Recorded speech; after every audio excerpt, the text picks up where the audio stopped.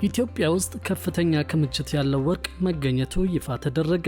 በዚህ ግኝት መሰረት ቢያንስ 5 አዳዲስ የወርቅ ማዕድን ቀጠናዎች መለየታቸው ነው የታወቀው። በሌላ በኩል ደግሞ ከ20 ተሳቢ መኪና በላይ ዘይት ተደብቆ መገኘቱን መንግስት ይፋ አድርጓል። የምግብ ዘይት አምራቾችም አስደንጋጭ አሰራር ተግባራዊ በማድረግ ላይ እንደሚገኙ ነው የሰማነው። ሰላም ቤተሰቦቻችን፣ መረጃዎቹን የት ሀገርና የት ከተማ ሆናችሁ እየተከታተላችሁ እንደምትገኙ በሐሳብ መስጫው ላይ ጻፉልን። አሁን ዝርዝር መረጃዎቹን አንድ በአንድ ወደ እናንተ እናደርሳለን። እስከ መጨረሻው አብራችሁን ቆዩ። ኢትዮጵያ ውስጥ ከፍተኛ ክምችት ያለው ወርቅ መገኘቱ ይፋ ተደረገ። በዚህ ግኝት መሰረት ቢያንስ 5 አዳዲስ የወርቅ ማዕድን ቀጠናዎች መለየታቸውን የታወቀው መቀመጫውን በካናዳ ያደረገውና በኢትዮጵያ የወርቅ ማዕድን ማውጫዎችን በባለቤትነት የሚያስተዳድረው ኦላያድ ጎልድ በምዕራብ ኢትዮጵያ ኩርሙክ ባደረገው አዲስ ቁፋሮ ቢያንስ 5 አዳዲስ የወርቅ ማዕድን ቀጠናዎች ማግኘቱን አስታወቀ።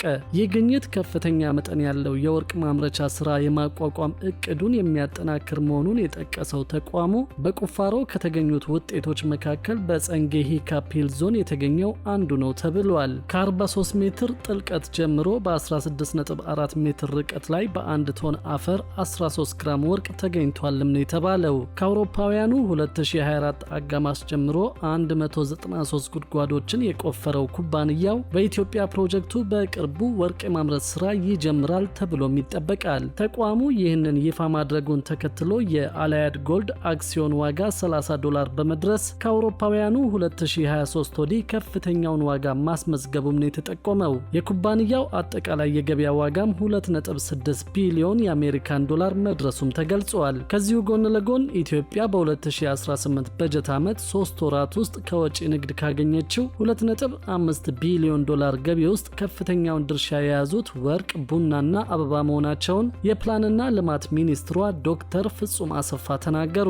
በዚህ ጊዜ ውስጥ ሀገሪቱ ከወርቅ ሽያጭ ብቻ ያገኘችው ገቢ 1.2 ቢሊዮን ዶላር እንደሆነ ሚኒስትሯ ገልጸዋል። መንግስት ባለፉት 3 ወራት ወደ ውጭ ከሚላኩ ሸቀጦች ለማግኘት አቅዶ ከነበረው ገቢ ከ100% በላይ ማሳካት መቻሉን ገልጸዋል። ኢትዮጵያ በበጀት ዓመቱ የመጀመሪያዎቹ 3 ወራት ከዚህ ዘርፍ ለማግኘት አቅዳ የነበረው የገንዘብ መጠን 2.1 ቢሊዮን ዶላር ነበር። ከእቅድ በላይ 117 በመቶ ስኬት የተመዘገበበት እንደሆነ በተገለጸው የወጪ ንግድ ዘርፍ ከፍተኛውን የገቢ ድርሻ የያዙት ወርቅና ቡና ናቸው። ባለፉት ወራት በዓለም ገበያ ያለው የሁለቱ ሸቀጦች የመሸጫ ዋጋ ከፍተኛ ጭማሪ ታይቶበታል። በተመሳሳይ መልኩ በመገባደድ ላይ ባለው የፈረንጆቹ 2025 ዓመት የወርቅ ዋጋ በ40 በመቶ ጭማሪ ማሳየቱን ጎልድማን ሳክስ የተባለው የኢንቨስትመንት ባንክ በቅርቡ ያወጣው መረጃ ያሳያል። ባንኩ የወርቅ ዋጋ በመጪዎቹ የፈረንጆቹ 2026 ዓመት በ6 በመቶ ከፍ እንደሚልም ትንበያውን አስቀምጧል። ኢትዮጵያ ባለፉት 3 ወራት ከወርቅ ያገኘችው የገቢ መጠን 1.2 ቢሊዮን ዶላር መሆኑን የፕላንና ልማት ሚኒስትሯ ተናግረዋል። ይህ የገቢ መጠን መንግስት በእቅድ ከያዘው 135.7 በመቶውን ያሳካ እንደሆነም ሚኒስትሯ በሪፖርታቸው አመልክተዋል። ከወርቅ ሽያጭ የተገኘው ገቢ ባለፈው ዓመት ተመሳሳይ ወቅት ጋር ሲነጻጸር 116 በመቶ ጭማሪ ያለው መሆኑን ዶክተር ፍጹም ገልጸዋል። በኢትዮጵያ ባለፉት 100 ቀናት የተመረተው 11.4 ቶን ወርቅ ካለፈው ዓመት ጋር ሲነጻጸር 66 በመቶ ከፍ ያለ ነው። በ2017 የመጀመሪያ 3 ወራት 6.3 ቶን የተመረተ ሲሆን በዘንድሮ ተመሳሳይ ወቅት 8.3 ቶን ወርቅ ይመረታል የሚል እቅድ በፌዴራል መንግስት ተቀምጦም ነበር።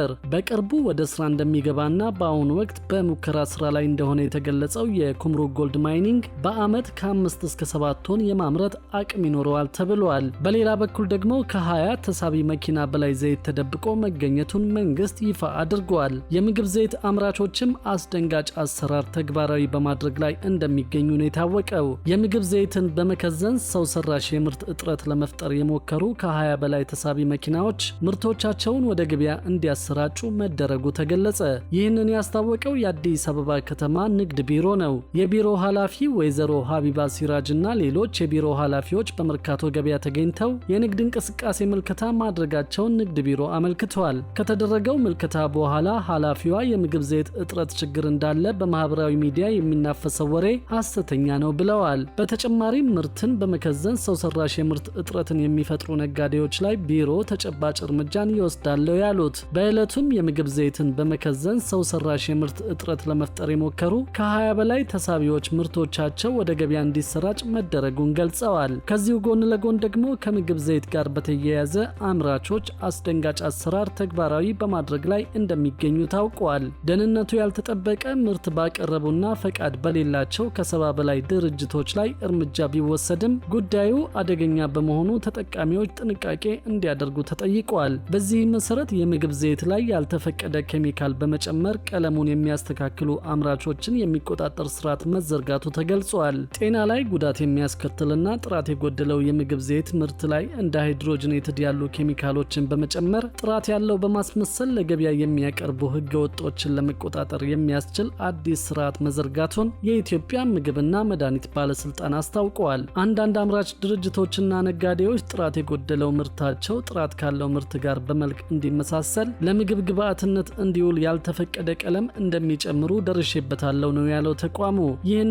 ይህንን መሰል ህገወጥ የወንጀል ተግባር ለማስቆም የተዘረጋው አዲሱ ስርዓት ምርቱ ከፋብሪካ ወጥቶ ለተጠቃሚው እስኪቀርብ ድረስ ያለውን የጥራት ሂደት ከስር የሚፈትሽና የሚያረጋግጥ መሆኑም ተገልጿል። የባለስልጣኑ የእንስሳት ተዋጽኦና አልሚ ምግብ ዴስክ ኃላፊ አቶ መሐመድ ሁሴን እንደተናገሩት አዲሱ ስርዓት ስራ ላይ ከዋለ ወዲህ ተመሳሳይ ተግባር የሚፈጽሙ ጥፋተኞች ከእኩይ ድርጊታቸው ተቆጥበዋል። የቁጥጥርና ክትትሉን ውጤታማነት የሚያሳየውን በአሁኑ ሰዓት ከ90 በመቶ በላይ የሚሆኑ ዘይት አምራቾች ደረጃቸውን የጠበቁ የምግብ ዘይት ምርቶችን ለገበያ ማቅረባቸው እንደሆነ አብራርተዋል። በቴክኖሎጂ የታገዘው የአሰራር ስርዓት ድንገተኛ ፍተሻን፣ የላቦራቶሪ ምርመራን፣ የምግብ ግብዓት ፍተሻን፣ የአመራረት ሂደትንና መሰል ለጥራት አስተዋጽኦ ያላቸው ተግባራትን ፈትሾ ማሳለፍን ያጠቃልላል ተብሏል። ባለስልጣኑ ከዚህ በፊት ደህንነቱ ያልተረጋገጠ የምግብ ዘይት ለገበያ ባቀረቡና የብቃት ማረጋገጫ በሌላቸው ከ70 በላይ የምግብ ዘይት አምራች ድርጅቶች ላይ እርምጃ መውሰዱን መዘገባችን ይታወሳል።